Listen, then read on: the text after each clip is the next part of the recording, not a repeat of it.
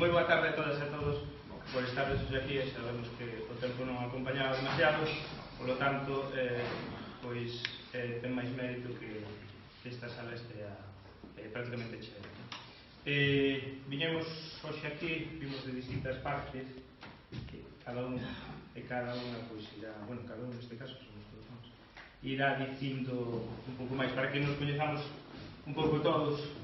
O meu nome é Alberto Momán, veño de Lugo, non son de Lugo, originario, polo menos, e son un pouco o coordinador deste libro que vimos presentar hoxe, que é Arquitecturas.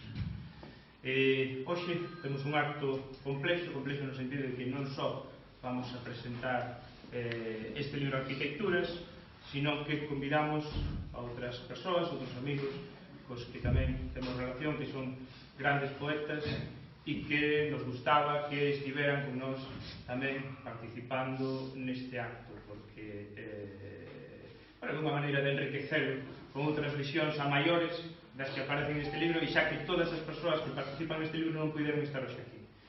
Entón, Arquitecturas nace de, vou intentar ser breve para non acabar demasiado tempo, porque hai máis xente que vai participar. Arquitecturas parte da idea dun grupo de persoas que confluían en distintos recitais de crear un libro colectivo baixo un nexo común, e ese nexo eran as arquitecturas. Entón, estas arquitecturas son a visión de 7 persoas distintas, de distintas idades, de distinto xénero, de distinto todo, que plasman a súa visión sobre o que é arquitectura en plural, arquitecturas, para mostrar justamente esa diversidade.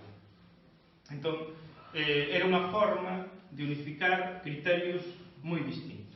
Entón, sen máis, vou ler 2 textos nada máis. Ler este que di: o Sísifo urbano. Construir a liberdade para definir a ruína. Saber que o hermético é tamén accesible. Ajarda o nada, máis que o nada, o cascallo.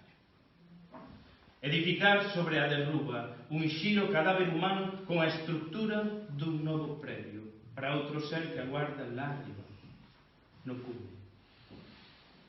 Non poderei ver a cima desde o xan. Camiñarei sobre as pillas da derrota que fican soterradas onde se alicerza a estructura. Espallar a argamasa con as maus despidas, sempre a espera. Converter a parede nunha superficie lúbrica e estender as falanxes. A ponta dos dedos resbalando sobre o muro, moito devagar. Con a respiración compasando os movimentos. Definir así a liña recta.